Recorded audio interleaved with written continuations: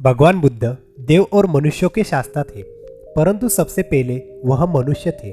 मनुष्य बढ़कर देवता बनता है, ये प्राचीन मान्यता थी। आज भी हम मनुष्यत्व के ऊपर देवदत्त की बात करते हैं, परंतु बुद्ध ने इस क्रम को पलट दिया और उन्होंने कहा, ये जो मनुष्यता है वही देवताओं का सुगति प्राप्त करना कहलाती है। देवता जब सुगति प्राप्त करता है तब वो मनुष्य बनता है। देवताओं में विलास है, राग, द्वेष, ईर्ष्या और मोह भी है। निर्वाण की साधना वहां नहीं हो सकती, इसके लिए देवताओं को मनुष्य बनना पड़ता है।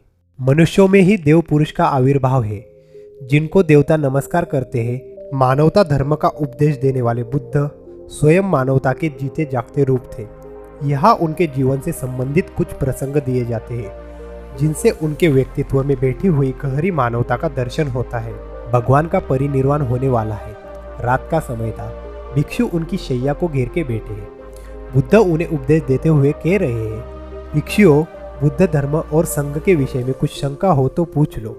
पीछे मलाल मत करना कि भगवान हमारे सामने थे पर हम उनसे कुछ पूछ न सके। कोई शिष्य नहीं बोला। भगवान ने 3 बार पूछा पर कोई भिक्षु कुछ पूछने को नहीं उठा। भगवान को शंका होती है कि कहीं वे उनके गौरव का विचार करके पूछने में संकोच तो नहीं कर रहे। इसलिए भगवान बुद्ध कहते, शायद भिक्षुओं, तुम मेरे गौरव के कारण नहीं पूछ रहे।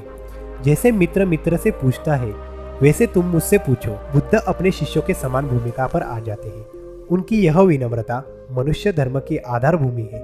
बुद्ध ने अपने को भिक्षुओं का कल्याण मित्र कहा है, जो उनकी मानवीय सहदयता और विनम्रता का सूचित करता है। एक दूसरा दृश्य भी उसी समय का है।